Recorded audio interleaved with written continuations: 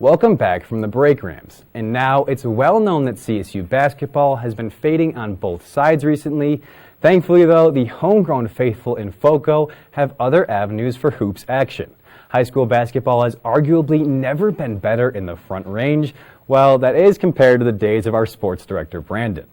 Regardless, I think it's time we investigate basketball in the NoCo area beyond CSU.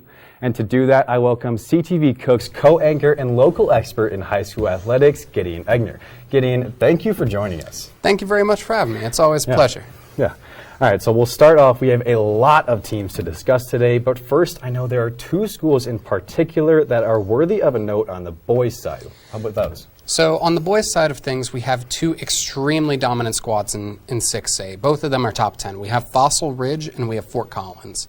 Fossil Ridge so far this season is 15-1, and they have a lot of guys to look out for. You got Nick Randall, Matthew Bolt, Ty Brown, Dominic Leone, and they have 8 guys on their squad over 6'3", and only one junior on the entire team. 10 of their guys are seniors.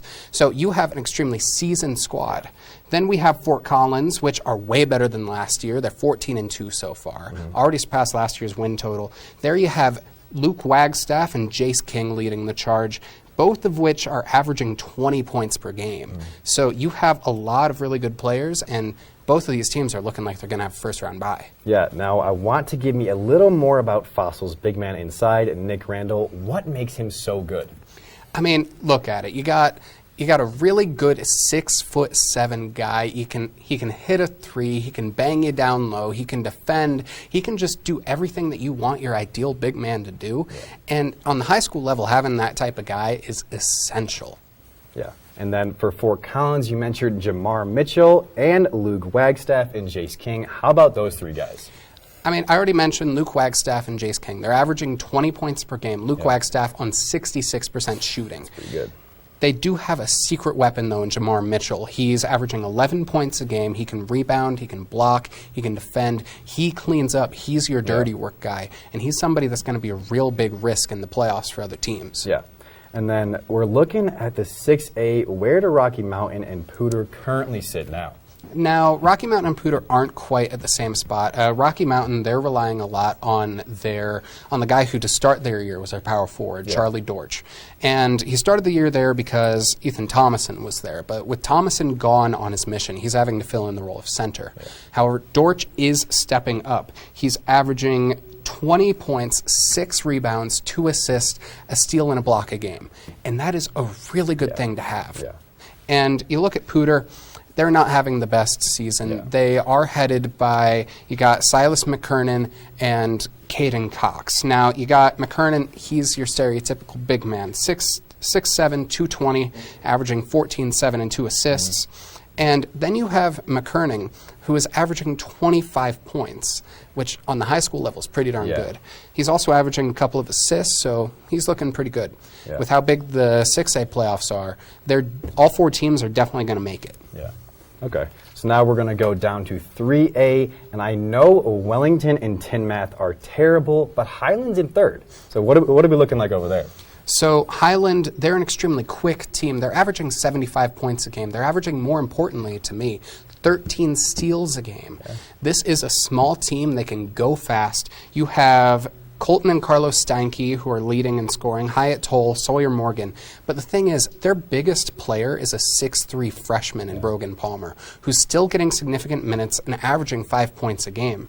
And so this is a team that I think is going to go really far in the playoffs, because that speed is better than any height that you're going to get. And defense does win championships. So when you've got a team that knows how to play defense, you're probably going to go pretty far. Exactly. But now let's transition to the girls' side. Give me a rundown of the main area high schools and where they rank. So first we're going to go with Pooter. So Pooter, they're struggling. They're looking like a playoff team. They're seated at 28th in 6A right now. Their leading scorer, Kavi Vogland, she's good. She's got a solid jumper on her. She has some good passing vision. The problem is, though, she's only averaging 10 points as the leading scorer on 28% shooting. So that's going to be a problem come playoffs. And furthermore, I mean, she's only a sophomore. that team is going to be good in about 2 years. So their best days are to come. Yeah, no, I mean, it's okay to have some rebuilding years. Yeah. And now let's go to FOCO. Who do you think is their main player? I'd say FOCO's main player is Avery Alcaraz. And here we have another sophomore, actually. She is solid. She's got 15 points a game on 33% shooting. So, again, room to improve. Yeah. But junior forward Paige Fry also picks up for the slack, averaging 4 offensive rebounds a game. So she gets a lot of putbacks off of that, and this will be a way better team next year. Yeah, no, getting those second opportunities is crucial. But now let's go to Fossil. Who are you seeing leading the charge over there? At Fossil, they have a really special player in Ella Levine. Levine is averaging 16 points and 11 rebounds a game. And she's got some good vision, averaging a couple of assists. She's getting it to the 2 other players on the squad, in Casey Steinke and Kate Davis, that are also averaging double digits.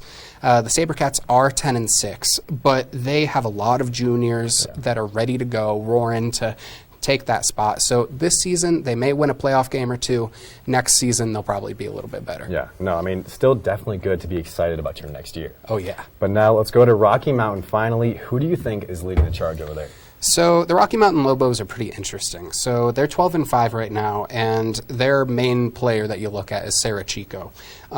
So Sarah, she's averaging 15 points a game. Her secondary star, Abigail Seville, she's averaging 11 points a game.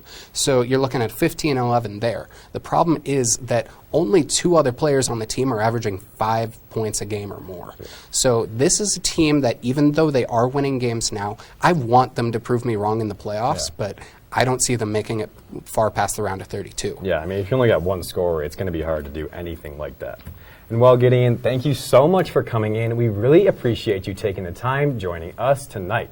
We strongly encourage you to check out Gideon and Julie's First Cooks episode from last Wednesday, as they had some delicious recipe ideas for ramen, waffles, and mac and cheese. You can also check out Gideon's podcast, Playmakers Corner, for more in-depth discussion about high school sports.